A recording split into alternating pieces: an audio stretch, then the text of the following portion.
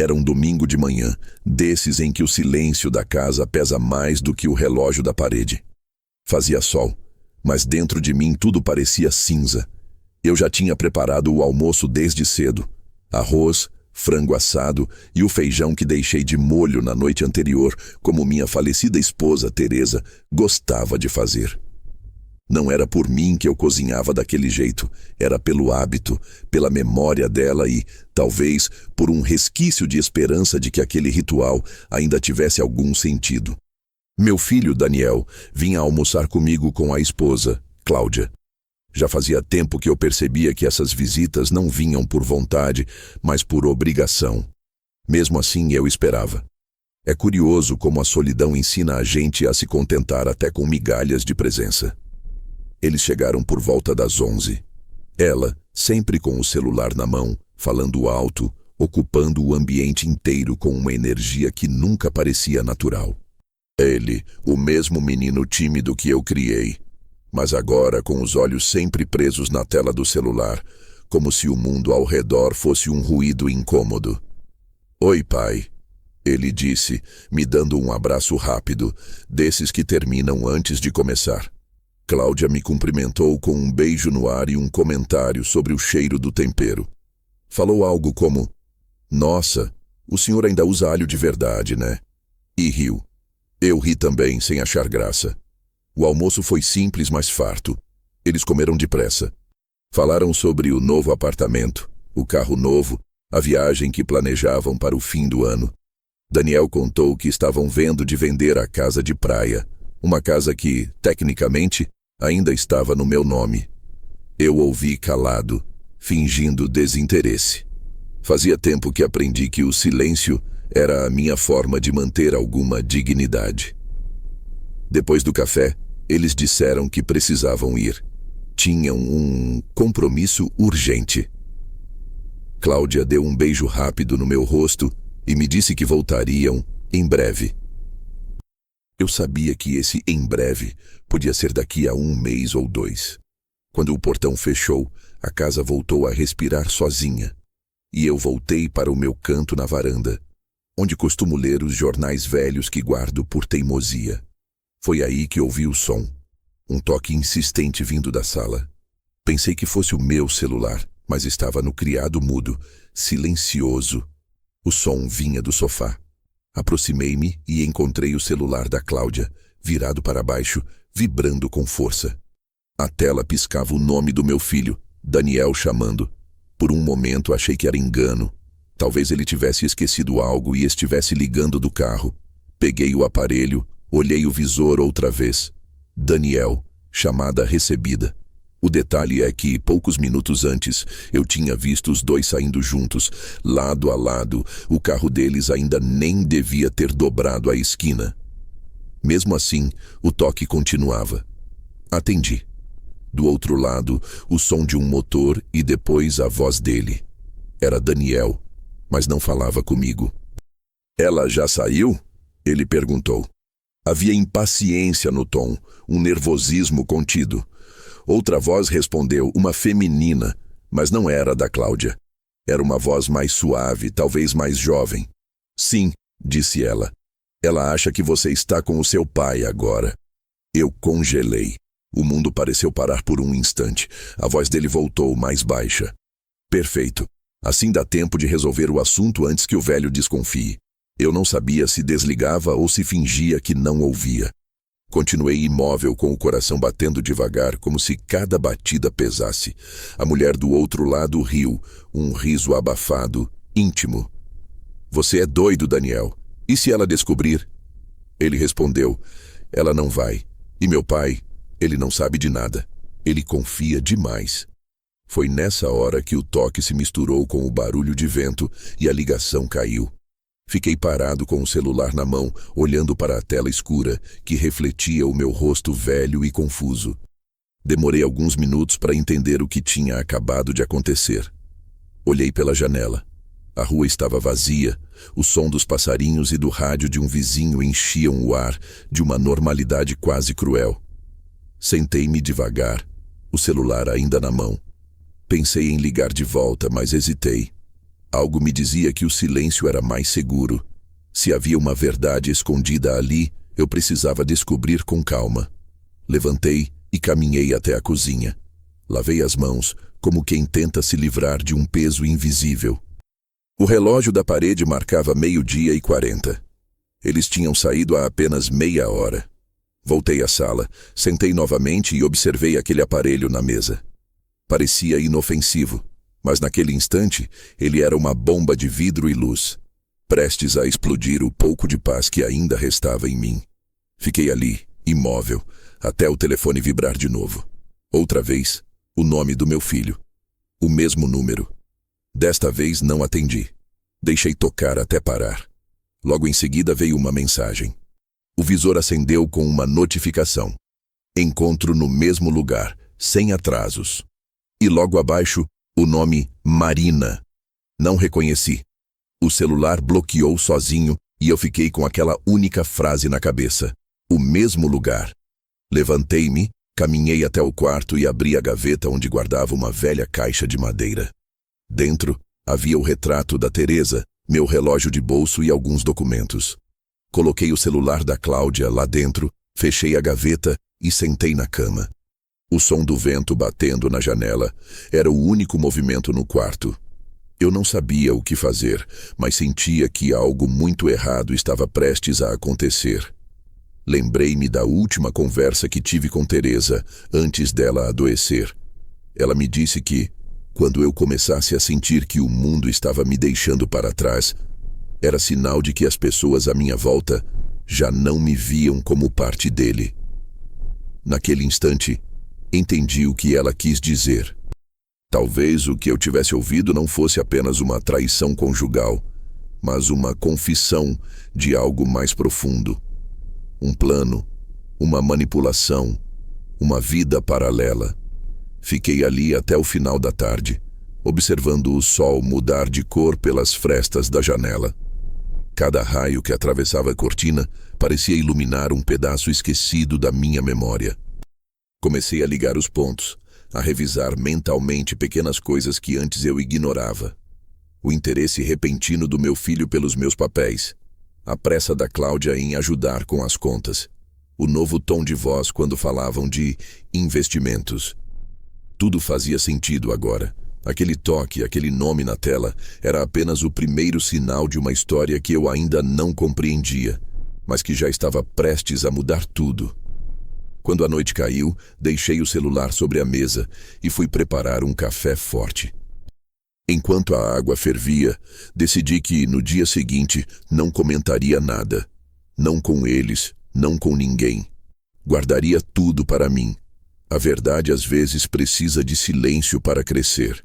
E naquela noite, o silêncio era a única coisa que eu ainda podia controlar. Passei a noite quase toda sentado na poltrona da sala, com o celular da Cláudia sobre a mesa de centro, como se aquele pequeno retângulo de vidro fosse um animal prestes a morder. Eu o observava de tempos em tempos, esperando algum novo sinal, uma notificação, uma vibração, qualquer coisa. Mas nada aconteceu. O silêncio era tão profundo que eu ouvia o som do relógio de parede como uma gota d'água pingando dentro da minha cabeça. Às vezes, o silêncio é mais barulhento do que o próprio caos. Por volta das 3 da manhã, levantei-me para beber água. O copo tremia levemente na minha mão. Eu me olhava no reflexo da janela e via um velho cansado, com os olhos abertos demais e o coração apertado por perguntas que não queria fazer. Ainda podia ser um mal-entendido, eu dizia a mim mesmo. Talvez a ligação tivesse sido um trote, talvez houvesse outro Daniel, talvez fosse um engano de número. Mas quanto mais eu tentava racionalizar, mais a voz que eu ouvira ecoava dentro de mim, o mesmo timbre, a mesma respiração. Não havia dúvida, era ele. E o que ele disse? Ninguém inventa algo assim. Quando amanheceu, preparei café. O mesmo ritual de sempre. A casa ainda cheirava a frango e alho do dia anterior, e isso me causava um tipo de tristeza difícil de explicar. Sentar à mesa, sozinho, diante de 2 pratos limpos, e uma lembrança recente de risadas falsas fazia com que cada gole de café parecesse amargo demais. Pensei em ligar para Daniel, perguntar se ele tinha esquecido alguma coisa, fazer o pai ingênuo por um instante. Mas não consegui. O medo de ouvir a voz dele e reconhecer nela o mesmo tom da ligação foi maior. Por volta das 9, o celular vibrou novamente. Um número desconhecido desta vez. Deixei tocar. Parou. Minutos depois, veio uma mensagem curta. O combinado continua de pé. Só não traga testemunhas. Nenhum nome, nenhuma foto. Só isso. Senti o corpo gelar. O celular bloqueou sozinho e, mais uma vez, ficou ali, mudo e pesado. Decidi sair de casa. Peguei o casaco, fechei a porta e caminhei sem rumo. O ar frio da manhã me trouxe um pouco de lucidez. Passei pela praça onde costumava levar o Daniel quando ele era criança. Lembrei-me dele correndo entre os pombos, rindo alto, pedindo mais tempo antes de ir embora. O mesmo menino que agora, aparentemente, tramava nas minhas costas. Como é que o tempo transforma tanto as pessoas? Ou será que não transforma? Apenas revela. Sentei num banco e fiquei ali, observando o movimento das pessoas. Gente apressada, mães empurrando carrinhos, casais discutindo baixinho.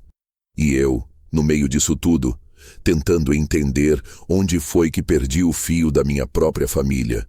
Talvez quando Teresa morreu, eu também tenha morrido um pouco.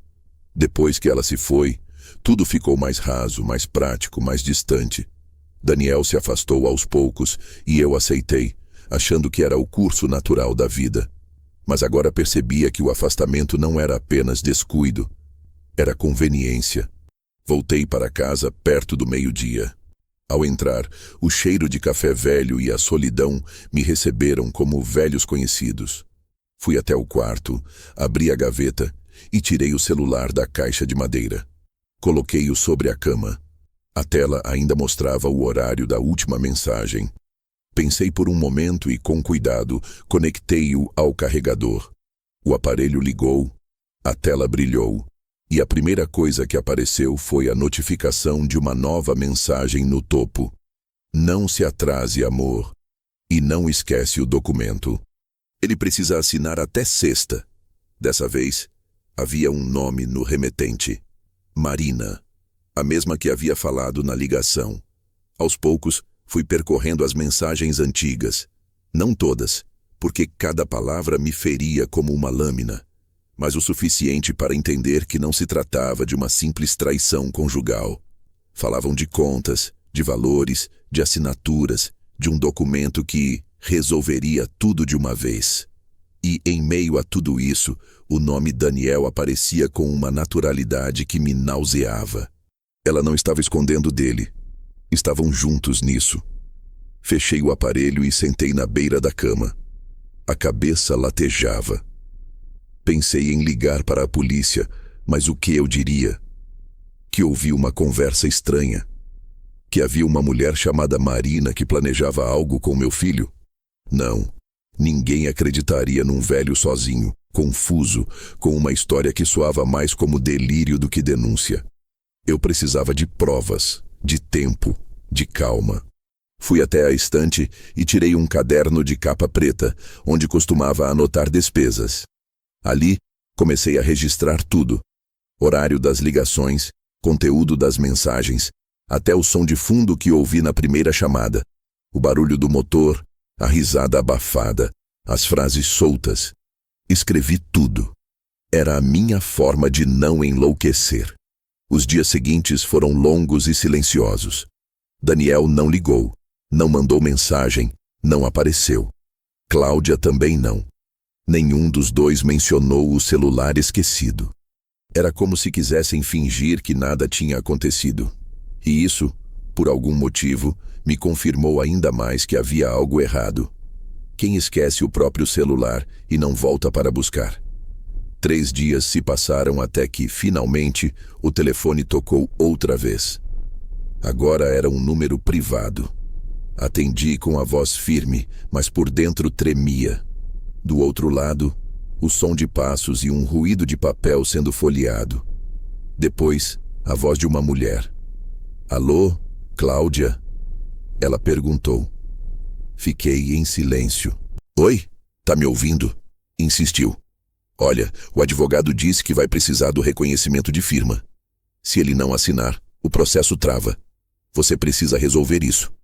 Antes que eu pudesse reagir, a ligação caiu. Fiquei parado, o celular colado no ouvido, como se a voz dela ainda ecoasse ali dentro. Reconhecimento de firma. Ele precisa assinar. Essas palavras ficaram girando na minha mente como se fossem um enigma. De repente, tudo começou a se alinhar. Os comentários do Daniel sobre vender a casa de praia, as contas que sumiam, as visitas apressadas, a pressa para que eu assinasse alguns papéis para regularizar documentos antigos. Eu não tinha imaginado nada. Eu estava sendo enganado. Sentei de volta na poltrona da sala, respirei fundo e deixei o peso daquela descoberta me atravessar devagar. Era uma dor antiga, com um novo nome. A dor de perceber que o próprio sangue pode te usar como degrau. Lembrei de Teresa novamente, e do dia em que ela me fez prometer que protegeria o que construímos juntos. E naquele instante, percebi que estava prestes a falhar com ela. E comigo mesmo. Fechei o celular, guardei novamente na caixa de madeira e tranquei a gaveta com a chave. Depois, fui até a janela e fiquei olhando para o quintal, o mesmo quintal onde Daniel aprendeu a andar de bicicleta. O sol se punha devagar, tingindo o muro de laranja e sombra. Pensei em tudo o que ouvi, em tudo o que ainda não sabia, e decidi uma coisa. Eu não falaria nada. Não ainda. O silêncio seria minha melhor defesa, até eu descobrir o tamanho do buraco que haviam cavado aos meus pés. E assim terminou aquele dia. Sem gritos, sem provas, mas com uma certeza fria crescendo dentro de mim. Algo estava se movendo por baixo da superfície da minha vida, e eu finalmente começava a ouvir o barulho. O tempo tem um jeito estranho de se esticar quando a gente começa a desconfiar das pessoas que ama. As horas deixam de ser horas e viram uma espécie de tormento silencioso. Naquela semana, depois das ligações e das mensagens, eu vivia em modo de espera. Acordava cedo, dormia mal, e cada barulho da rua parecia um aviso. Não havia mais música, nem vontade de ligar a televisão. Só eu, a casa e o barulho insistente dos meus pensamentos. Na manhã da quarta-feira, sentei-me à mesa da cozinha com uma xícara de café e um caderno aberto. A luz entrava pelas frestas da cortina e desenhava faixas no tampo da mesa, como se marcasse o tempo que eu tinha perdido tentando entender o que estava acontecendo. Peguei uma caneta e comecei a anotar nomes, datas, pedaços de conversas. Mas logo a mente fugiu para outro lugar. O passado. Sempre é para lá que a dor leva a gente. Pensei em quando o Daniel me apresentou Cláudia pela primeira vez. Eu e Teresa ainda estávamos juntos. Ela apareceu num jantar de aniversário nosso, vestida de azul, com um sorriso que parecia treinado. Lembro que Teresa comentou, depois que os dois foram embora, que havia algo calculado demais naquela moça. Ela observa tudo antes de falar, disse minha esposa, acendendo o cigarro com o mesmo cuidado com que costurava uma roupa. Mulher que mede palavra demais, mede também intenção. Eu ri, achando exagero. Mas hoje, cada palavra dela soava como profecia. Naquela época, Daniel ainda era aquele rapaz sonhador que queria abrir um pequeno negócio, viajar, fazer a vida acontecer longe daqui. Eu o incentivei, dei o que podia e talvez até o que não podia. Quando Teresa adoeceu, ele se afastou. Dizia que o trabalho tomava todo o tempo. Eu nunca o culpei. As pessoas lidam diferente com a dor. Enquanto eu dormia em cadeiras de hospital e contava os dias pelo som das máquinas, ele enviava mensagens curtas, frias, cheias de justificativas. No fundo, eu achava que ele tinha medo de ver a mãe definhar. Quando ela morreu, ele apareceu de terno mal passado e olhos vermelhos de choro contido. "Cuida de ti, pai", ele disse, abraçando-me rápido. Eu cuidei, mas nunca mais o vi da mesma forma. Depois que fiquei viúvo, Cláudia tomou o espaço que antes era dele. Ligava sempre, oferecia ajuda com as contas, se oferecia para resolver coisas no banco, dizia que era para aliviar o peso da viuvez. No começo, aceitei. É fácil aceitar quando o coração precisa de companhia, mesmo que seja por interesse. Ela começou a cuidar de tudo: documentos, senhas, cartões. Disse que era mais seguro deixar tudo centralizado. E eu, velho e cansado, concordei. Agora, olhando para trás, percebo o quanto fui cego. Pequenos detalhes voltaram à memória. O dia em que ela me trouxe um papel para assinar, dizendo que era só uma atualização de cadastro. O momento em que Daniel comentou de passagem que seria bom resolver logo a questão da casa da praia antes que o senhor precise de cuidados. Essas palavras na hora me passaram batidas. Hoje são facas afiadas. Naquela tarde, decidi procurar as pastas de documentos que ficavam no armário do escritório. Fazia meses que eu não as abria. Quando puxei a primeira gaveta, senti o cheiro do papel antigo misturado ao mofo, o cheiro da minha própria história. Ali estavam contratos, certidões, comprovantes de aposentadoria. Passei os olhos por cada um, tentando entender o que ainda era meu de verdade. E foi então que percebi a primeira irregularidade. Um extrato bancário recente, impresso em nome conjunto, meu e do Daniel. Eu nunca tinha autorizado conta conjunta nenhuma. O documento trazia movimentações que não reconhecia, transferências altas e datas que batiam com períodos em que eles vieram me visitar. Meu coração começou a bater devagar, pesado, como se precisasse avisar o corpo de que algo terrível estava prestes a ser descoberto. Continuei fuçando, agora com uma calma quase cirúrgica. Em uma pasta azul, encontrei o contrato da casa da praia, o mesmo imóvel que Daniel mencionou querer vender. E ali, na última página, o espaço de assinatura já estava preenchido com o meu nome, mas não era minha letra. A falsificação era grosseira, mas o carimbo de cartório dava uma aparência oficial. Um carimbo de uma cidade que eu nem visitava havia mais de 2 anos. Sentei-me na cadeira, deixando o documento sobre a mesa, e fiquei olhando para aquela assinatura como quem observa o próprio corpo à distância. Era eu, mas não era. Era meu nome, mas alguém o havia roubado de mim.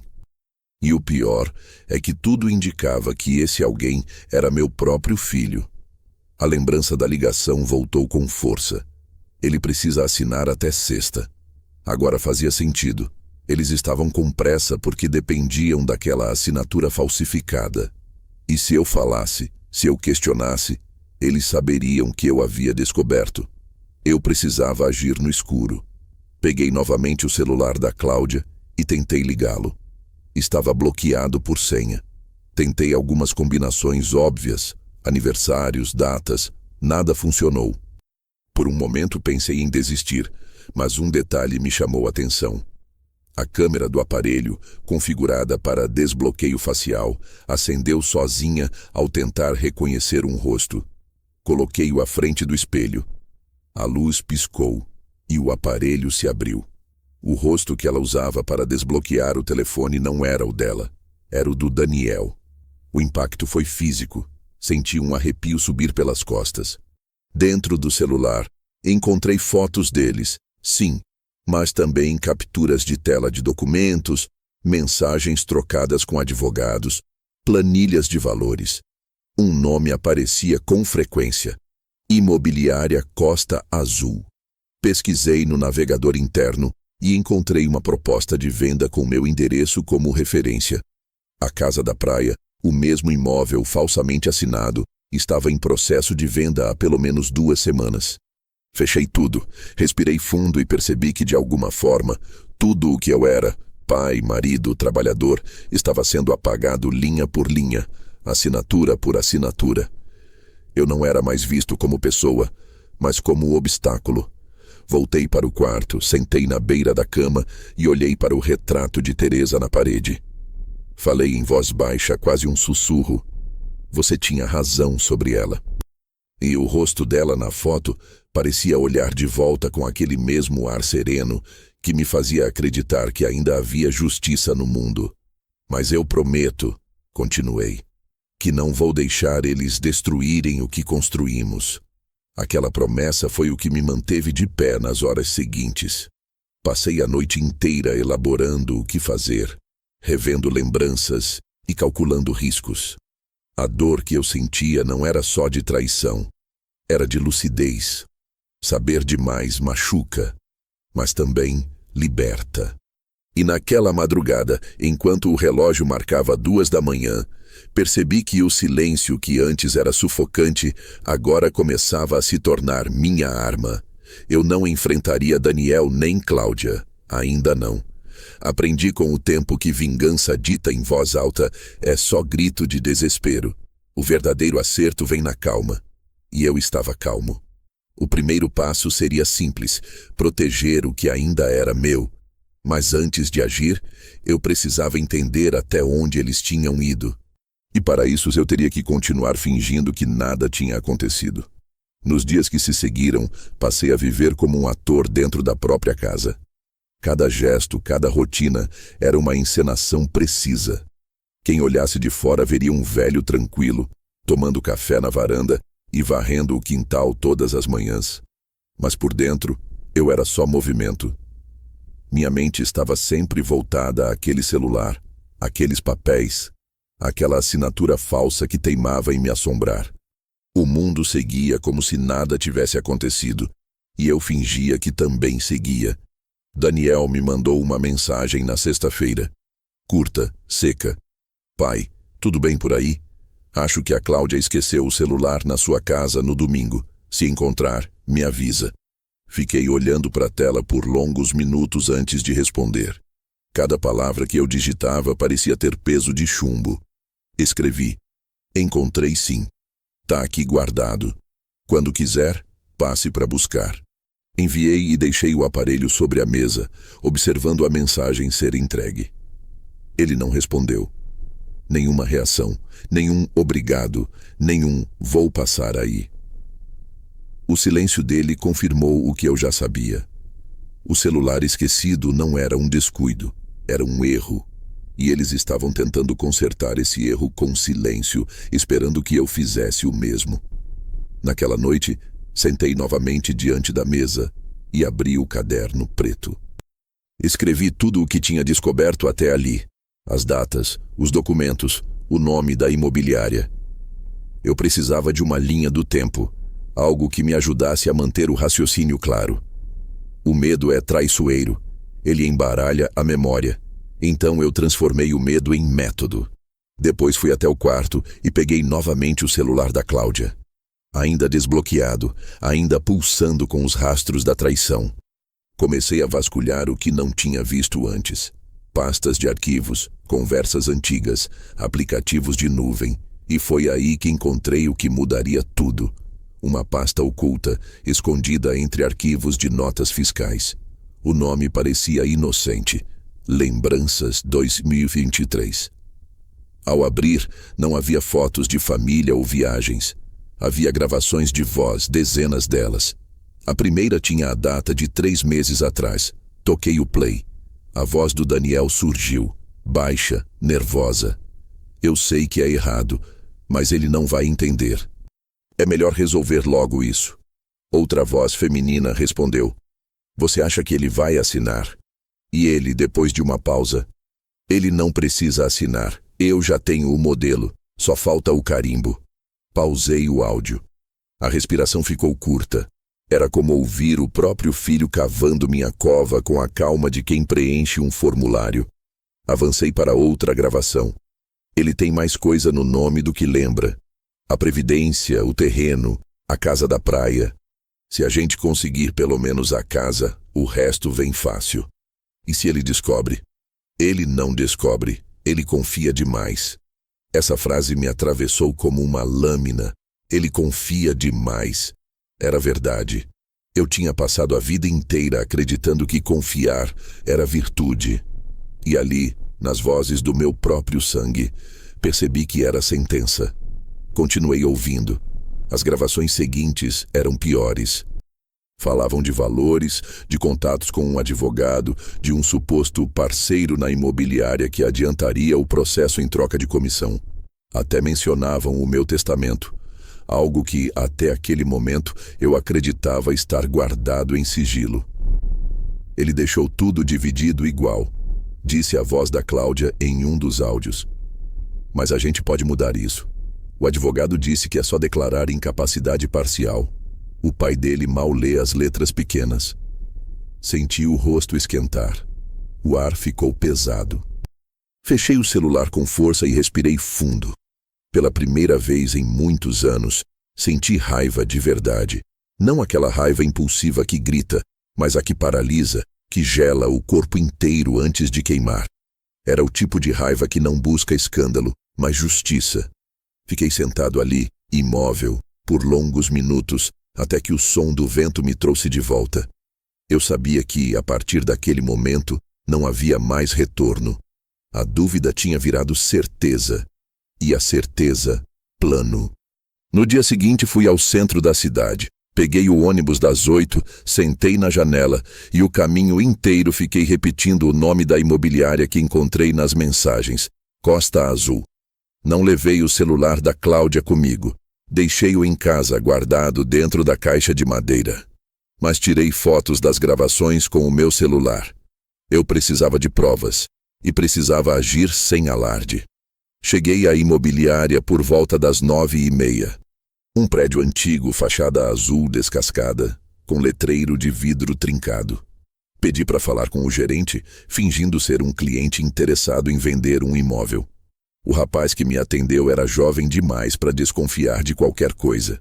"O senhor tem o endereço da propriedade?" perguntou educado. Entreguei um papel com o nome da rua da casa de praia. Ele digitou algo no computador e arqueou as sobrancelhas. "Esse imóvel já está em processo de intermediação. O senhor é o comprador?" Meu coração disparou, mas mantive a calma. "Sou o dono." O rapaz empalideceu. Pedi para ver os documentos. Ele hesitou, mas quando mostrei um comprovante antigo com meu nome, acabou mostrando a tela. Lá estava: contrato de venda, valor acordado e uma procuração com meu nome e o do Daniel. Assinada, datada, registrada em cartório. Tudo falso.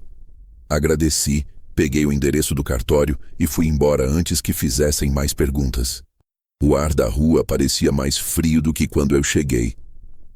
Caminhei devagar até a parada de ônibus, repetindo cada detalhe na mente, tentando gravar o nome do cartório, o endereço, o número do protocolo.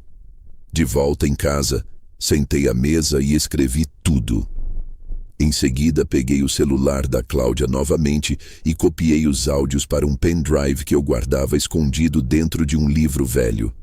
Depois, deletei as gravações do aparelho e fechei tudo como estava. Era importante que, quando ela ou Daniel percebessem o sumiço, não houvesse sinal de que eu havia mexido. No fim da tarde, Daniel apareceu. Não me ligou antes. Tocou a campainha e entrou com aquele sorriso ensaiado de quem quer medir terreno. "Pai, tudo bem? A Cláudia esqueceu o celular aqui, né?" Eu fingi surpresa. "É mesmo, estava aqui guardado." Peguei o aparelho e entreguei.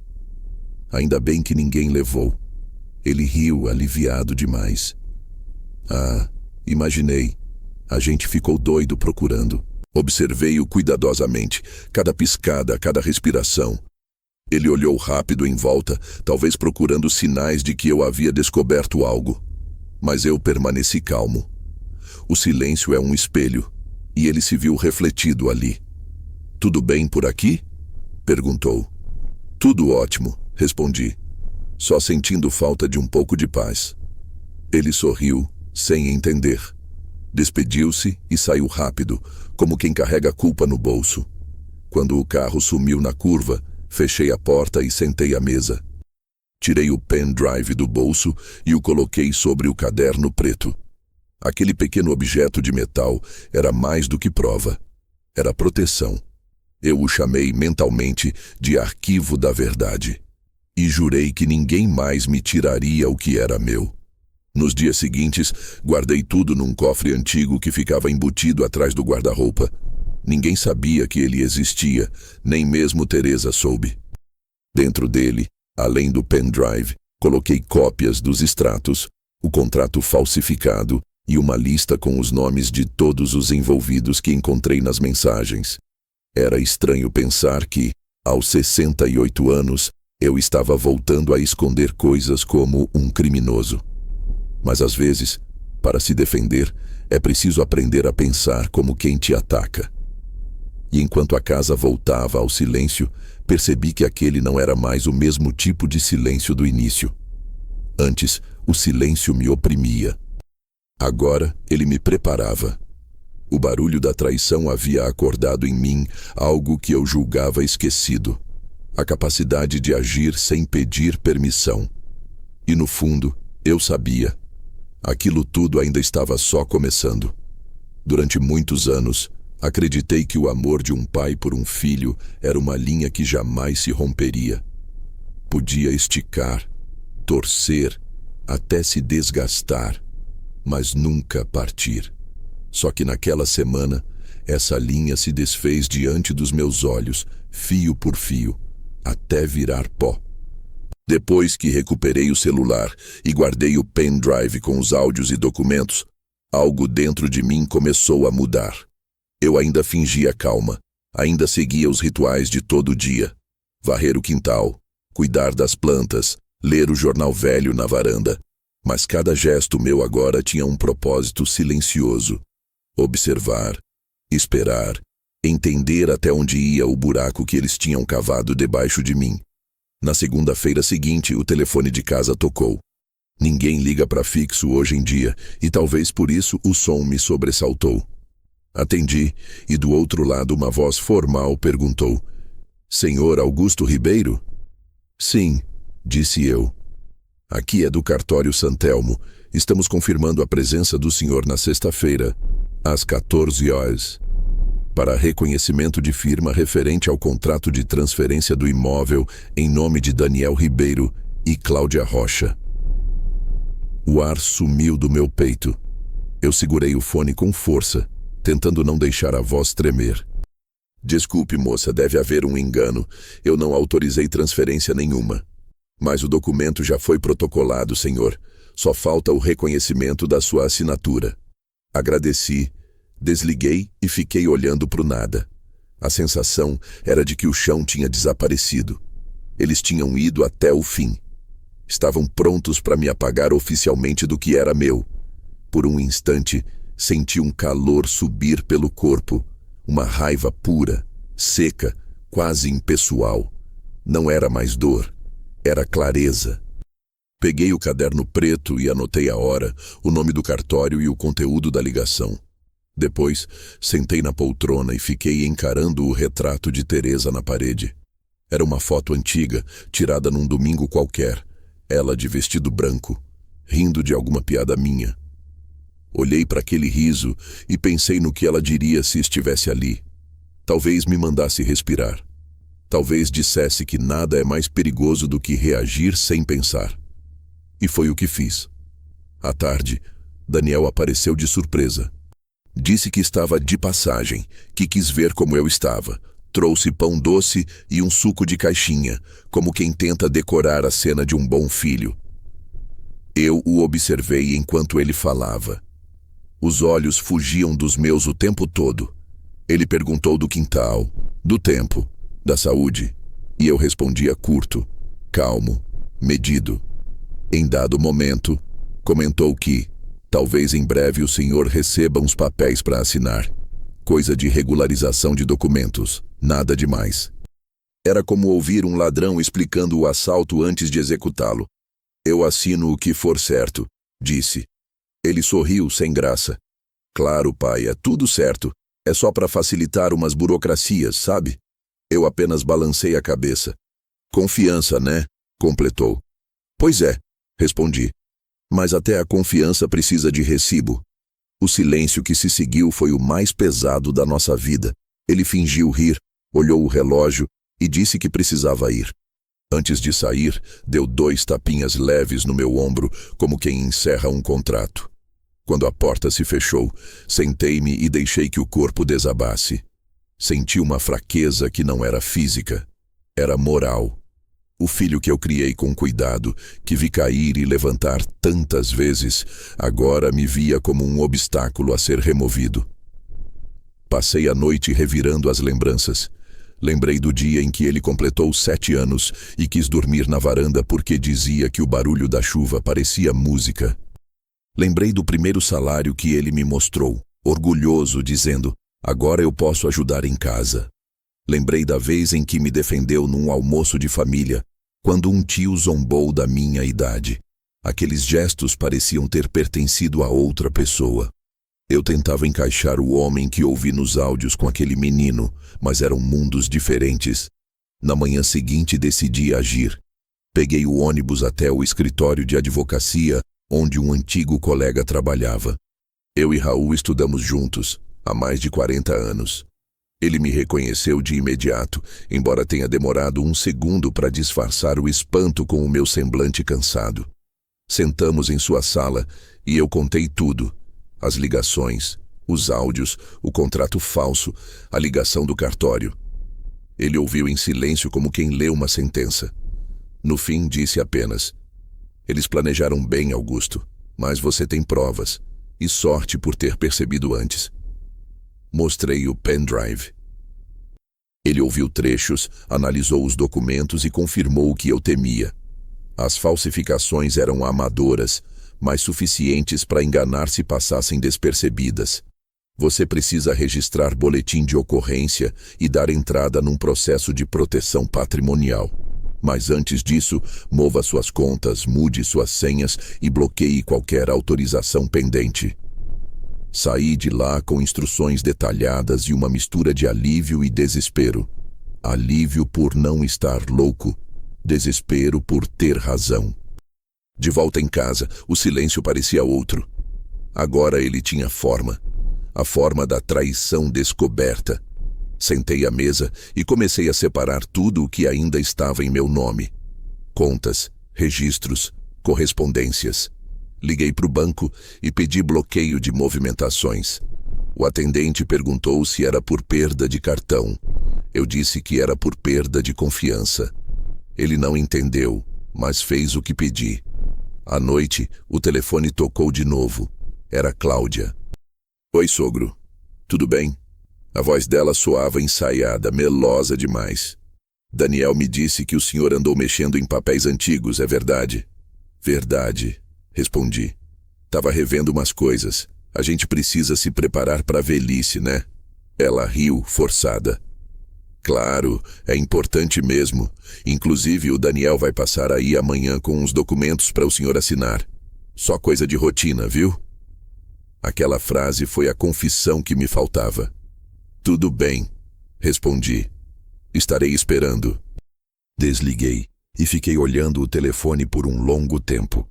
O que antes era medo agora era foco. O jogo havia virado. Na manhã seguinte, acordei cedo, arrumei a casa e deixei tudo em ordem, como quem prepara o palco antes de uma apresentação. Quando Daniel chegou, trazia uma pasta marrom nas mãos. Tentou conversar, mas eu apenas pedi para ver os papéis. "São só documentos do terreno, pai", disse ele, evitando meu olhar. Peguei as folhas, folheei com calma e percebi na segunda página a armadilha. Um termo de cessão total de propriedade, com espaço para minha assinatura. Tudo disfarçado em linguagem jurídica. Levantei os olhos e perguntei: "Você leu isso aqui, Daniel?" "Claro, é só formalidade." "Pois leia de novo." Ele gaguejou, tropeçou nas palavras. "Pai, o senhor acha que eu... Acho que você devia ir embora." O tom da minha voz o surpreendeu. Não gritei, não tremi. Apenas disse o que precisava dizer. Ele tentou argumentar, mas eu fechei a pasta. Empurrei de volta e acrescentei: "Eu já sei de tudo. Da casa, dos papéis, das gravações. Tudo." O rosto dele empalideceu. Por alguns segundos, ele ficou parado, mudo, como quem procura uma saída. Depois, sussurrou. Ela que começou, mas eu o interrompi. Não. Quem começou foi a ganância. Você só escolheu seguir. Ele saiu sem dizer mais nada. Quando a porta bateu, o silêncio que ficou foi absoluto. O tipo de silêncio que antecede o desmoronamento. Fui até o quarto e sentei na cama. O corpo tremia, mas não de medo, de cansaço. A descoberta da traição tem um peso físico. Dói nos ossos, nas costas, na respiração. Você sente que envelheceu 10 anos em 10 minutos. Peguei o retrato de Teresa e disse em voz baixa: agora acabou, meu amor. Não tem volta. Mas no fundo, eu sabia que ainda não tinha acabado. A traição havia sido descoberta, sim, mas o ajuste de contas, o verdadeiro, ainda estava por vir. E ele viria na mesma moeda que eles usaram contra mim. Sem gritos, sem aviso, apenas com assinatura. Naquela noite deitei cedo, mas não dormi. O som da chuva batendo no telhado me fez lembrar do Daniel criança, rindo na varanda. Só que agora aquele som não era música. Era epitáfio. Na manhã seguinte, o sol nasceu pálido, como se o mundo também tivesse cansado de fingir que tudo estava em ordem. Acordei antes do despertador tocar. Sentei na cama e fiquei olhando para o nada, tentando entender o que eu me tornara. Não era mais o pai ingênuo, nem o homem conformado. Era alguém novo, esculpido pela decepção. Percebi que havia um tipo de força que só nasce quando se perde tudo o que se ama. Eu já tinha perdido a confiança, o respeito e, com eles, o medo. Levantei, fiz café e sentei na mesa da cozinha. O vapor da xícara subia devagar e, pela primeira vez em muito tempo, não senti o gosto amargo. A raiva havia desaparecido, substituída por uma calma estranha, quase matemática. A casa estava em silêncio, mas dentro de mim havia um som contínuo, o som de um plano sendo desenhado. Peguei o caderno preto e o pendrive. Espalhei tudo sobre a mesa e comecei a revisar o que tinha. Cada data, cada número, cada nome. Era preciso entender a estrutura completa da armadilha para desmontá-la de dentro. Voltei à imobiliária e ao cartório mentalmente, refazendo os passos deles. O que percebi foi simples. Eles dependiam de mim. Minha assinatura era a chave, e enquanto acreditassem que ainda poderiam tê-la, eu tinha tempo. A primeira coisa que fiz foi ligar para Raul, o advogado. Disse que queria avançar com o bloqueio patrimonial. Ele me orientou a transferir imediatamente parte dos meus bens para um fundo em nome de uma instituição beneficente, uma forma legal de proteger tudo. Quer mesmo fazer isso, Augusto? Perguntou. Sim, respondi. Quem não soube ser família, que aprenda o valor da perda. Na tarde daquele mesmo dia fomos juntos ao banco. Assinei papéis em silêncio, sem emoção. Cada assinatura era como uma pá de terra sobre o passado. Enquanto os funcionários me explicavam cláusulas, eu pensava em como o silêncio é subestimado. As pessoas têm medo dele, mas o silêncio é uma fortaleza. É nele que se constroem as vinganças limpas. De volta em casa, fui até o quarto e abri o guarda-roupa. Atrás da prateleira inferior, o cofre antigo ainda estava lá, discreto, quase invisível.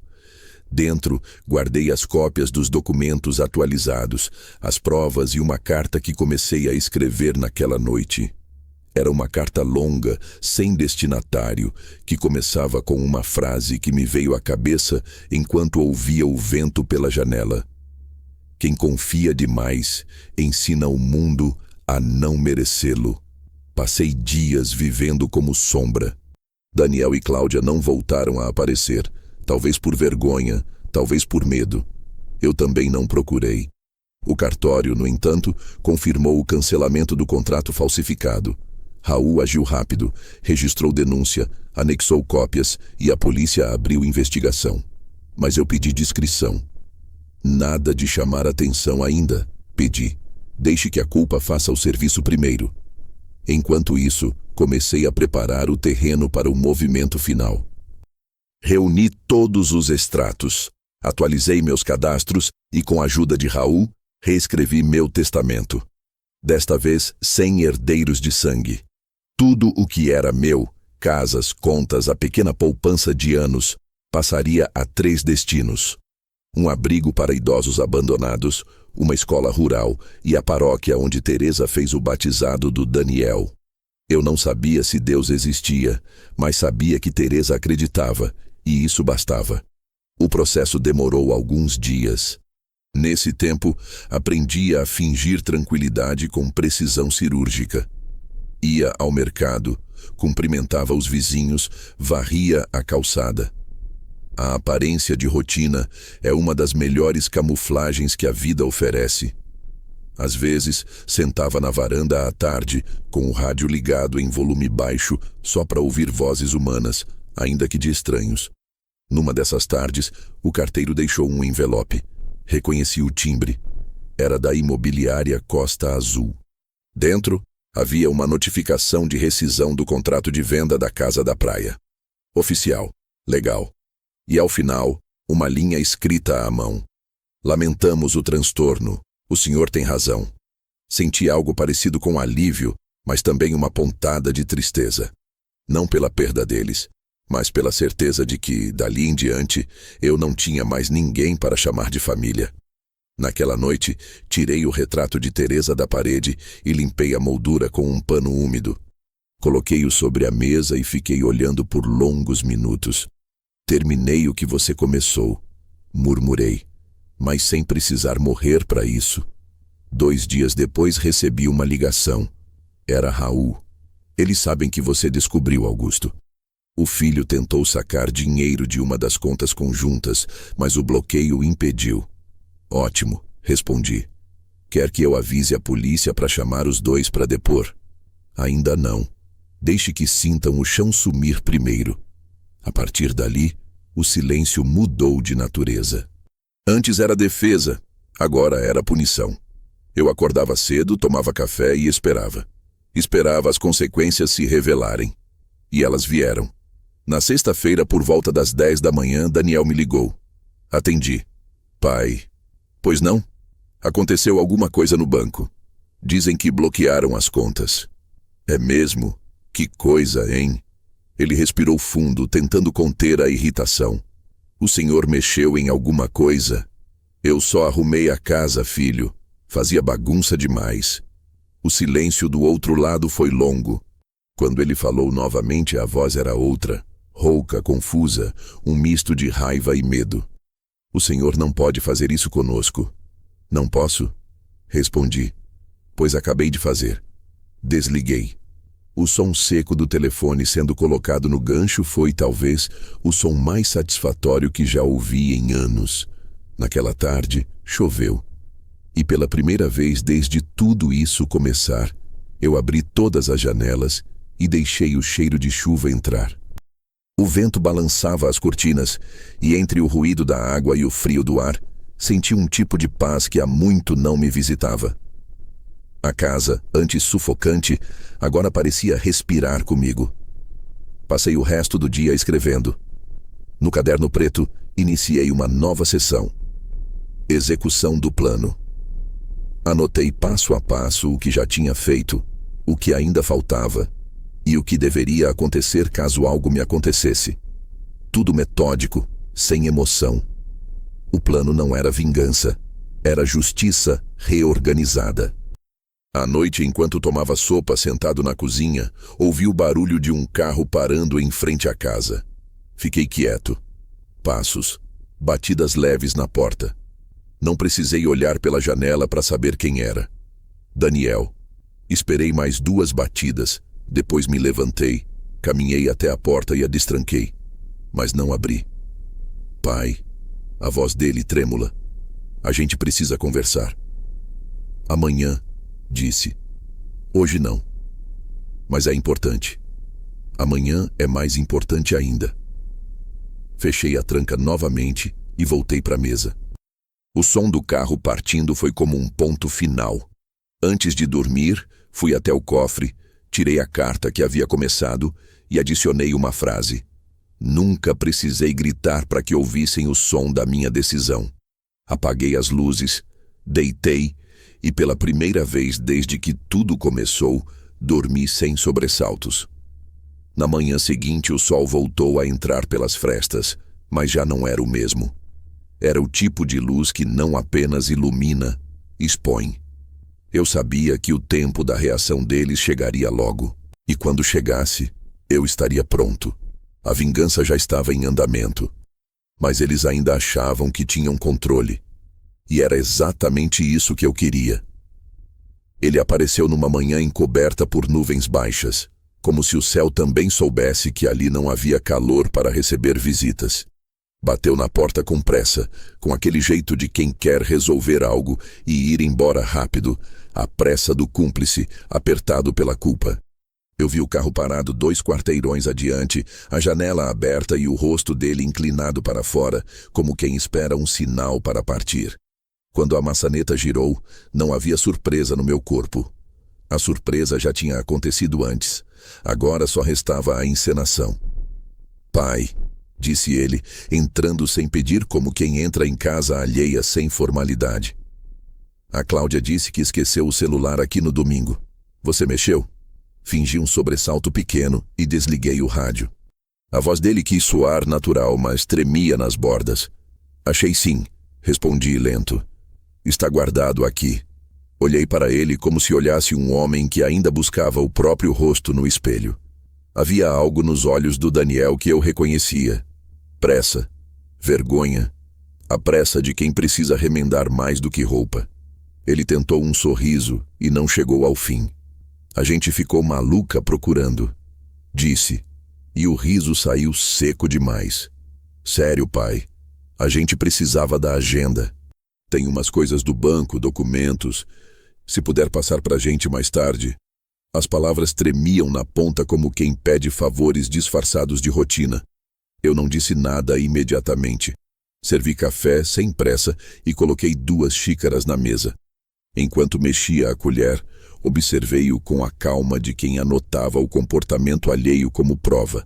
Ele falou sobre trabalho, sobre um problema com um fornecedor, sobre a possibilidade de vender a casa da praia. Falou rápido, como se a velocidade protegesse as mentiras. Cada frase dele encaixava-se com o que eu já sabia. Eram peças de um quebra-cabeça que eu já tinha montado a contragosto. Quando ele mencionou a palavra assinatura, tentando disfarçar como quem fala de burocracia, meu peito ficou frio. "Talvez o senhor precise passar no cartório para assinar umas coisas", sugeriu ele, meio sem jeito, meio calculando. "Só umas formalidades, pai. Se o senhor autorizar, agiliza tudo." Por um instante vi o menino que eu criei se esgueirar por trás do homem. Quase me comovi. Quase deixei sair um "claro, filho, eu assino."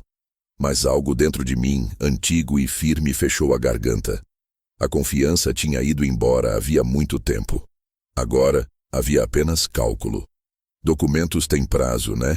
Respondi com a calma de quem devolve ao outro a pressa. "Me mostra aqui. Vou olhar." Ele me entregou uma pasta fina com folhas amareladas e tentou encobrir o tremor nas mãos. Folheei devagar, lendo entre linhas. Havia cláusulas que cheiravam a armadilha, aquela linguagem jurídica que disfarça o que tira. Coloquei a pasta de volta em cima da mesa e olhei para ele. "Vou precisar de um tempo", falei. "Não costumo assinar nada sem ler tudo. E tenho o meu advogado, o Raul. A gente marca no cartório, com hora marcada, para eu ir com ele." Vi o sangue subir-lhe ao rosto. Ele tentou disfarçar com um "claro, claro", mas a pressa começou a rasgar a máscara. Senti um alívio morno dentro do peito. Ele precisava de mim no papel, e eu não tinha mais intenção de ser o papel. Ele ficou mais na defensiva. Tentou argumentar que era chateação burocrática, que era perda de tempo. Em algum momento, as palavras dele se tornaram acusações veladas. "O senhor anda mexendo em papéis antigos, né? Por que isso agora?" Como quem tenta inverter a cena e me fazer parecer o intruso. Sorri por dentro com a tentativa mal ensaiada. A verdade é que a culpa é péssima atriz sob pressão. Enquanto ele falava, eu havia ligado com o outro celular para o Raul. Falei em voz baixa, mas com firmeza. Raul, confirma. Você recebeu a cópia do contrato que eu te enviei. Está tudo certo para a revogação do testamento antigo e para a transferência para as instituições? Consegue agendar no cartório para o dia X às 10 horas? E prepara um ofício pedindo que nenhum documento em nome do Senhor seja aceito sem a sua presença. Ele respondeu rápido, profissional. Consigo. Deixe que eu aviso o tabelião e peça que seja feita a averbação preventiva. Aquela frase soou como música. Averbação preventiva. Palavras que significavam que eu não sairia do jogo sem deixar minha marca. Desliguei depois de confirmar tudo e devolvi o olhar ao Daniel. Havia algo pesado no meu peito. Não culpa, não medo, apenas a estranheza de ver que, por mais que ele tentasse, não haveria mais atalhos para aquilo que ele queria. Eu tomei um gole do café e senti o calor subir devagar. Pai, ele disse, e pela primeira vez a voz quebrou de verdade. Eu só quero que isso acabe. A gente não quer briga. Só precisa regularizar, sabe? Para evitar dor no futuro. Para você também. E eu pensei nas noites em que fiquei ao lado da Teresa, nas promessas sussurradas, nos arquivos que carreguei dizendo: isso é para vocês um dia. Pensei em tudo que a traição tinha rasgado e decidi que a resposta viria sem teatro. Regulação é abrir os olhos, respondi. Não é assinar no escuro. Eu vou no cartório com o Raul. Vou assinar o que eu achar justo. Não vou assinar nada que entregue meu nome sem ver primeiro. Ele ficou ali mais um pouco, seu olhar buscando alguma ponta de volta, uma migalha de piedade. Não encontrou. Levantou-se, ajeitou a jaqueta e saiu sem bater a porta. Quando o carro sumiu na esquina, fui até a janela e observei-o partir. A sensação que me atravessava era curiosa. Não havia regozijo, apenas uma clareza quieta, como o ar após a tempestade. No fim da tarde, confirmei por telefone com o cartório. Havia uma vaga no dia que combinara com Raul. Marquei presença, escolhi hora e solicitei que registrassem a intenção de averbação. Pedi também ao Raul para preparar uma cópia curta da carta que eu havia escrito, aquela que ninguém ainda tinha visto, e deixá-la protocolada como instrução, caso algo acontecesse. Era um gesto burocrático e perfeito, a minha voz escrita num lugar público com carimbo. Antes de dormir, coloquei a pasta com os documentos no cofre e escrevi mais um parágrafo na carta. Se estão esperando que eu implore ou peça perdão, procurem em outro lugar. Eu não sou mais o tipo de homem que se entrega por medo. Fechei a caneta, apaguei a luz da mesa e me deitei. A ameaça pairava, mas agora eu tinha um mapa. Eles acreditavam que ainda podiam me controlar com pressa e desinformação. Mal sabiam que eu havia transformado a pressa deles em prazo. O prazo para eu me recompor, preparar as provas e, principalmente, escolher para quem deixaria aquilo que me havia custado uma vida. Eu adormeci com a sensação de que algo definitivo se aproximava. Não uma explosão, mas uma ordenada sequência de trâmites legais que tocariam a vida deles de modo que não poderiam remendar com desculpas. No silêncio do meu quarto, ouvi o próprio coração batendo como um relógio que marca a hora exata de uma virada. Na sexta-feira, o dia amanheceu sem pressa. O céu parecia lavado, o tipo de azul frio que antecede alguma revelação. Vestia a mesma camisa branca que usara no enterro da Teresa. Não por acaso, mas por simbolismo. Era a minha forma silenciosa de levar ela comigo, de lembrar que cada assinatura que eu faria naquele dia seria também uma promessa cumprida. Tomei café devagar, sem açúcar. O gosto amargo me mantinha desperto. Saí de casa às 8h30. O ônibus demorou pouco e o caminho até o centro pareceu mais curto do que o habitual. Eu olhava pela janela as fachadas envelhecidas, os vendedores abrindo suas barracas, as pessoas andando apressadas, sem saber que, às vezes, uma vida inteira pode mudar entre uma esquina e outra. Dentro da pasta que eu levava comigo, havia tudo o que restava de minha história recente. Os documentos novos, a carta assinada, os comprovantes de doação e uma cópia das gravações. Um pedaço de vida traduzido em papel. Quando cheguei ao cartório, Raul já estava lá, sentado no banco de espera, lendo alguma coisa no celular. Levantou-se quando me viu, estendeu a mão com aquele gesto contido de quem já entende o peso do que está prestes a acontecer. "Está pronto?" perguntou. "Mais do que nunca", respondi. Entramos na sala de registro. O tabelião, um homem de meia idade com óculos de armação grossa, nos cumprimentou e perguntou se queríamos revisar o documento mais uma vez. Assenti. Ele girou o monitor e me mostrou a tela. No alto, em letras firmes, estava o título: Ato de Revogação e Substituição de Testamento. Augusto Ribeiro. Debaixo, as novas disposições. Nenhuma menção a Daniel nem a Cláudia. Apenas as instituições que eu havia escolhido e, em última linha, a frase que pedi para ser incluída. Os bens aqui descritos não são recompensa nem castigo. São o último gesto de quem escolheu a paz. Assinei devagar, sentindo o peso da caneta.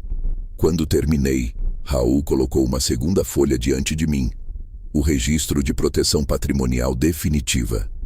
Com isso, Augusto, nenhum bem em seu nome pode ser vendido ou transferido sem sua presença física e confirmação biométrica. Mesmo que tentem, o sistema bloqueia. Assinei de novo. Era o som seco da caneta riscando o papel que marcava o fim de um ciclo. Saímos da sala e fomos até o balcão para protocolar as cópias. Enquanto o funcionário carimbava os papéis, ouvi o barulho de passos apressados atrás de mim. A voz veio em seguida, trêmula, familiar. "Pai, o senhor está aqui?" Virei devagar. Daniel e Cláudia estavam ali, ofegantes, vestidos às pressas. Ele segurava uma pasta, ela, o celular. O rosto dos dois misturava medo e desespero. Por um segundo, o tempo pareceu parar. "O que vocês estão fazendo aqui?" perguntei sem alterar o tom. Cláudia tentou sorrir. "A gente soube que o senhor ia vir resolver uns documentos. Achamos que seria bom resolver logo tudo de uma vez." Raul me lançou um olhar rápido, pronto para intervir se fosse preciso. Eu ergui a mão, pedindo calma. "Resolver o quê, exatamente?" Daniel engoliu seco, hesitou e tirou de dentro da pasta um maço de papéis. "Pai, é sobre a casa da praia. A gente precisa da sua assinatura para finalizar a venda. O comprador está esperando e o dinheiro pode ajudar todo mundo." "Todo mundo?" repeti. "Ou só vocês dois?" Cláudia deu um passo à frente. "Não é o que o senhor está pensando. A gente só quer facilitar as coisas, evitar problemas futuros." "Problemas futuros?" Sorri de leve. "Vocês já são o problema presente." O silêncio caiu como um lençol pesado. Raul apoiou a mão sobre a pasta, interrompendo qualquer tentativa de argumentação. "O senhor Augusto já assinou todos os documentos necessários", disse ele com firmeza. "Inclusive a transferência da propriedade e a revogação do testamento antigo." Daniel franziu a testa. "Como assim?" "Significa", continuei eu, encarando-o nos olhos, "que nada mais pertence a vocês. Nem a casa, nem o terreno, nem um centavo. Eu retirei seus nomes de tudo." A cor sumiu do rosto dele. Cláudia levou a mão à boca. Por um instante pensei que ela fosse desmaiar. "O senhor não pode fazer isso", disse Daniel, a voz embargada. "É injusto." "Injusto?" respondi ainda calmo. "Injusto foi o que vocês tentaram fazer comigo. Eu só devolvi as coisas ao lugar de origem." O tabelião, sem entender completamente a cena, pediu que mantivéssemos o tom. Eu agradeci e me levantei. "Terminamos aqui", disse a Raul. Ele juntou as pastas e fomos caminhando até a saída. No corredor, ouvi Daniel me chamar. "Pai, espera." A gente pode conversar. Virei-me apenas o suficiente para olhar por cima do ombro. Agora vocês vão ter todo o tempo do mundo para conversar entre si. Eu finalmente tenho paz para não ouvir mais nada. Cláudia chorava em silêncio. Raul abriu a porta para mim e o ar da rua me acertou em cheio, frio e limpo. Respirei fundo. O mundo lá fora parecia o mesmo, mas eu sabia que algo havia mudado de forma definitiva. Caminhei alguns metros sem falar. Raul, ao meu lado, quebrou o silêncio. Você se sente melhor? Não, respondi. Sinto-me livre. Melhor ainda não é a palavra. Isso vem depois. Peguei o ônibus de volta para casa. No caminho, olhei para as mãos. Ainda tremiam um pouco. Talvez fosse adrenalina, talvez fosse alívio. Cada sacolejo do ônibus parecia levar embora um pouco do peso que carreguei por meses. Lembrei-me de Teresa, mais uma vez. Imaginei-a sorrindo com aquele jeito de quem já sabia de tudo antes de mim. Quando cheguei em casa, deixei a pasta sobre a mesa e sentei na poltrona da varanda. O sol começava a se pôr e a luz atravessava as cortinas, formando riscos dourados nas paredes. Era o mesmo cenário de sempre, mas agora havia um silêncio diferente. Não o silêncio da solidão, mas o da justiça concluída. Mais tarde, o telefone tocou. Não atendi. A secretária eletrônica registrou a voz de Daniel, trêmula, pedindo para conversar, dizendo que não era bem assim, que as coisas podiam se resolver. Deixei tocar até o fim. Quando a gravação parou, peguei o caderno preto e escrevi. Eles queriam a minha assinatura. Hoje assinaram o próprio fim. Fiquei ali por horas, observando o cair da noite. O relógio marcou 9h30 quando decidi fechar tudo, apagar as luzes e me deitar. Enquanto o sono chegava, uma única certeza se firmava dentro de mim. As próximas reações deles seriam previsíveis. Raiva, culpa, negação. Eu já tinha visto esse roteiro antes, mas desta vez não era mais o personagem enganado.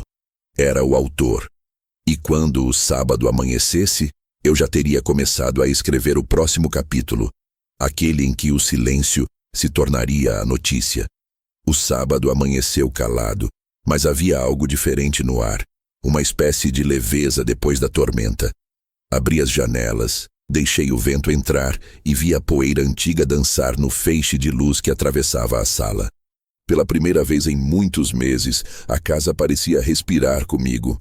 Fiz café, passei manteiga no pão e comi devagar, sem pressa, como se cada gesto fosse uma confirmação de que a paz, afinal, existe mesmo depois da guerra. Eu sabia que, lá fora, o mundo já se movia em torno do que havia acontecido no cartório, e que não demoraria para o escândalo sair das paredes e se espalhar pela cidade como fogo em mato seco. Às 10 da manhã, o telefone tocou. Era o Raul. Augusto, só para avisar, disse ele com a voz neutra de quem já esperava o desfecho. Daniel e Cláudia estiveram aqui ontem à tarde, depois que você saiu. Tentaram argumentar, pressionar o cartório para invalidar o registro. O tabelião, claro, negou. Eu pedi para arquivar as cópias na corregedoria e já protocolei a denúncia formal de falsificação. A imprensa local pode ter acesso se quiser. Deixe que tenham, respondi. A verdade não precisa de marketing, só de espaço. Desliguei e voltei a sentar na varanda. O céu, de um azul exagerado, parecia zombar do peso humano das coisas. Peguei o jornal, ainda morno da banca, e vi o nome da imobiliária em uma nota pequena, na seção de economia. Costa Azul suspende contrato após suspeita de fraude documental. Sem detalhes, mas suficiente para quem conhece o assunto entender. O vento virou a página sozinho, como se o mundo seguisse seu curso, indiferente às tragédias pessoais. Naquela tarde, os primeiros ecos começaram a chegar. Um vizinho me encontrou na rua e comentou sem malícia. Ouvi dizer que houve confusão lá no cartório ontem. Respondi apenas com um sorriso. Outro, mais direto, perguntou: é verdade que o senhor desfez o testamento? Desfiz o que não era justo, respondi. E o que é justo não precisa de assinatura. Voltei para casa antes do entardecer. O silêncio ali dentro era de outro tipo agora. Não o da solidão, mas o da espera pelos desdobramentos inevitáveis. E eles vieram mais rápido do que eu esperava. No domingo de manhã, o telefone tocou de novo. A voz do outro lado era ansiosa, quase sussurrada. Seu Augusto, aqui é a Patrícia, da Rádio Metropolitana. O senhor poderia dar uma palavrinha? Estamos acompanhando o caso da tentativa de falsificação e gostaríamos de ouvir o seu lado. Pensei em recusar. A última coisa que eu queria era transformar minha dor em manchete. Mas então me lembrei das gravações, das palavras ditas às escondidas, das risadas que ouvi quando acreditavam que eu era só um velho distraído. E percebi que, às vezes, o silêncio também precisa de testemunhas. Pode vir, respondi. Mas sem câmeras, só gravação de voz. Ela chegou à tarde, uma mulher jovem, de fala calma, com um gravador simples nas mãos. Sentamos na varanda. Contei tudo. O golpe, a falsificação, as visitas, o cartório, o desfecho. Não aumentei nada, não inventei nada. Apenas contei. Quando terminei, ela desligou o gravador e ficou em silêncio por alguns segundos antes de dizer: Seu Augusto, o senhor sabe que essa história vai gerar barulho, não sabe? O barulho é problema de quem tem culpa. Respondi. Eu já fiz as pazes com o silêncio. A matéria foi ao ar na segunda-feira. Não era sensacionalista. Tinha um tom de crônica, como se ela contasse a história de um homem que se recusou a ser apagado. As mensagens começaram a chegar no mesmo dia. Alguns vizinhos deixaram bilhetes na caixa de correio. Outros, que antes atravessavam a rua para evitar conversa, agora me cumprimentavam com respeito. E foi assim que, em poucas horas, a narrativa mudou. O velho ingênuo virou o homem que descobriu o golpe. Mas nem todos aceitaram a verdade com dignidade. No início da noite, o celular tocou novamente. Era um número conhecido, mas sem nome. Atendi. O senhor está feliz agora? A voz de Daniel, rouca, pesada. Parabéns, destruiu a nossa vida. Respirei fundo antes de responder. Não fui eu que destruí, filho. Foi a mentira. Ela só precisa de espaço para crescer. Eu apenas tirei o teto. O senhor podia ter conversado comigo. Podia ter resolvido em família. Família? Perguntei. Família é quando a gente se protege. Vocês tentaram me vender como se fosse um terreno. Do outro lado, silêncio. Então ele disse num tom mais baixo: A Cláudia perdeu o emprego. Estão falando dela nas redes. Cada um colhe o nome que planta. Ele desligou sem se despedir. Senti um aperto, mas não tristeza. Era só a constatação de que certas pontes, uma vez queimadas, não servem nem para aquecer. Nos dias seguintes, a história se espalhou. Um jornal local publicou um artigo intitulado Quando o silêncio é mais forte que o sangue. E nele, meu nome aparecia como exemplo de dignidade tardia. Li o texto uma única vez e depois guardei. Não por vaidade, mas por respeito ao que custou chegar até ali. Cláudia, segundo soube por um conhecido, passou a dizer que eu estava senil, que tudo era mal entendido. Tentou reverter a opinião pública, mas ninguém acreditou. As provas falavam mais alto. Os áudios, os contratos, as assinaturas falsificadas, tudo estava registrado, documentado, inquestionável. Naquela mesma semana, a prefeitura organizou uma pequena cerimônia de reconhecimento a cidadãos antigos da cidade. Raul me inscreveu sem eu saber. Quando chamaram meu nome, senti o corpo estremecer. Fui até o palco, recebi o diploma simbólico e no microfone disse apenas: A vida me ensinou que há dois tipos de silêncio, o que apaga e o que protege. O meu, por sorte, foi o segundo. Aplausos contidos, olhares discretos. Eu desci do palco e fui para casa caminhando sozinho, mas leve. À noite, sentei na varanda com uma xícara de chá. O vento carregava o cheiro de terra molhada. Pensei em tudo. Nas mentiras, nas provas, no cartório, nas manchetes. Pensei em como o mundo é rápido para julgar, mas lento para entender. Peguei o caderno preto e escrevi o que seria a última frase dele. Às vezes, vencer não é ter razão. É simplesmente continuar inteiro. E depois fechei o caderno, coloquei-o dentro da caixa de madeira junto com o pendrive e a carta. Tranquei a gaveta e deixei a chave sobre a mesa. O telefone tocou uma última vez naquela noite, mas não atendi.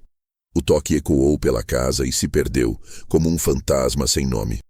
Olhei para o retrato da Teresa na parede e disse: terminou, meu amor. Eles me tiraram tudo, menos a vontade de viver. E agora, até isso voltou. A chuva começou devagar, fina, quase imperceptível. Fechei as janelas e sentei na poltrona, observando o reflexo das gotas nas lâmpadas da rua. Lá fora, o mundo seguia. Aqui dentro, o barulho da chuva se misturava ao som da minha própria respiração. Pela primeira vez em muito tempo, eram ritmos que combinavam. A cidade amanheceu clara, com o tipo de luz que desenterra lembranças. Fazia 2 semanas desde o artigo na imprensa, e desde então, a campainha parou de tocar. Os vizinhos já não cochichavam tanto na calçada, cada um voltou para os próprios problemas. Eu, enfim, também começava a voltar para o meu. Já tinha decidido, iria embora. Não como fuga, mas como encerramento. Há lugares que guardam ruídos demais. Paredes que lembram, pisos que rangem nomes que já não deveriam ser pronunciados. Eu precisava de uma casa que não soubesse nada de mim. Passei a manhã guardando as poucas coisas que ainda faziam sentido. O retrato da Teresa, o caderno preto, a pasta com as cópias carimbadas e uma muda de roupa. O resto, deixei para trás. O silêncio da casa vazia tinha cheiro de poeira e de alívio. Liguei para Raul e pedi que cuidasse do restante. Venda de móveis, contas a encerrar. Para onde vai, Augusto? Perguntou. Para perto do mar, respondi. Ele entendeu o que eu queria dizer. Paz não se explica. Peguei o ônibus de linha até a rodoviária e comprei a passagem mais simples, uma poltrona perto da janela. A viagem durou horas, mas o corpo leve não sentiu. Lá fora, a paisagem mudava de tons. O cinza das avenidas deu lugar ao verde úmido das estradas, depois ao azul rasgado do litoral. Quando o motorista anunciou o fim da linha, eu me levantei com uma calma que não sentia desde o dia em que enterrei minha mulher. Carregava apenas uma mala pequena e o retrato dela enrolado num jornal. A cidade nova era pequena, costeira de ruas estreitas e casas brancas com portas coloridas. Aluguei um quarto mobiliado no alto de uma colina, de onde se via o mar. O dono, um pescador aposentado, me recebeu com gentileza. O senhor parece cansado, mas aqui o vento cura tudo. Sorri, sem corrigir o exagero. Às vezes é melhor deixar que os outros acreditem que ainda há cura para tudo. Nos primeiros dias, o silêncio me acompanhou como um velho amigo. Caminhava pela orla nas manhãs, observando as gaivotas disputando restos de peixe e as crianças rindo com os pés na água. À tarde, sentava num banco de madeira e lia jornal. Quase sempre o vento virava as páginas antes de eu terminar, como se me poupasse de saber mais do que o necessário. À noite, eu escrevia. Pequenas frases, memórias soltas, pedaços de entendimento tardio. O tempo não apaga, anotei num desses dias. Ele apenas reorganiza o que sobrou. Com o passar das semanas, o corpo começou a desacelerar. Dormia melhor, comia o que queria, deixava o relógio parado. Um dia, saindo do mercado, encontrei uma mulher de cabelo grisalho que vendia conchas pintadas na calçada. Tinha mãos firmes e olhos pacientes. Escolha uma, disse. Peguei uma de cor azul, com riscos brancos, lembrando as ondas que batem e recuam. Ela sorriu. Essa é para quem finalmente entendeu que o mar não guarda rancor. Levei a concha para casa e deixei-a sobre o parapeito da janela. À noite, quando o vento soprava, ela fazia um som leve, quase um sussurro, como se alguém me dissesse que tudo estava no lugar. Certo dia, um envelope chegou, endereçado a mim com letra trêmula. O carimbo dizia Charlotte, Carolina do Norte. Dentro, apenas uma folha e uma frase escrita por Daniel. Pai, espero que o senhor esteja bem. Não quero nada, só dizer que a menina nasceu saudável. Chamamos de Teresa. Fiquei olhando aquelas palavras por muito tempo. Não chorei, não sorri.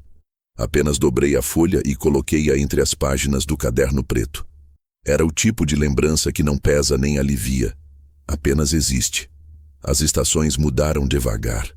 No inverno, o vento batia mais forte contra as janelas, mas o som das ondas nunca deixou de embalar o sono. Fiz alguns amigos. O dono da mercearia, um professor aposentado que tocava violão nas noites de sexta, e uma menina de 10 anos que passava com o cachorro e me chamava de seu Augusto do Mar. Um dia, ela perguntou por que eu sempre olhava o horizonte. Respondi, porque lá é o único lugar onde as coisas não ficam presas. Ela pensou por um segundo e disse, então o senhor já está curado. Sorri. Talvez estivesse. Com o tempo, a concha azul virou meu relógio. Quando o vento a fazia cantar, eu sabia que o dia estava terminando. Nessas horas, sentava na varanda, pegava o retrato da Teresa e o colocava sobre a mesa. Consegui, dizia. Demorei, mas consegui. Às vezes imaginava que ela responderia com aquele sorriso pequeno, o mesmo de sempre. Outras, apenas o som do mar me devolvia a resposta. O último gesto que fiz antes de encerrar de vez aquele capítulo foi simples. Fui até o correio e deixei um envelope endereçado a Raul. Dentro, a chave da casa antiga e uma nota curta. Se algum dia eles voltarem a procurar, diga que aprendi o que é suficiente. Sem assinatura, sem data. Voltei andando pela rua de areia com o vento soprando nas costas. Quando cheguei ao alto da colina, olhei o mar uma última vez antes de o sol desaparecer. O céu se tingia de laranja e cinza, e por um instante tive certeza de que o mundo inteiro respirava junto comigo. À noite antes de dormir, abri o caderno preto pela última vez. Escrevi. Terminei o que precisava ser feito. O resto pertence ao mar. Se alguém encontrar estas páginas, que entenda. Não foi vingança. Foi sobrevivência. Fechei o caderno, apaguei a luz e deixei a janela aberta para que o vento entrasse. A concha azul soou uma última vez e o som se misturou à respiração calma de quem finalmente tinha um lar que não precisava de perdão. E assim terminou a história, não com justiça nem com reconciliação, mas com algo mais raro, um homem em paz com o próprio silêncio.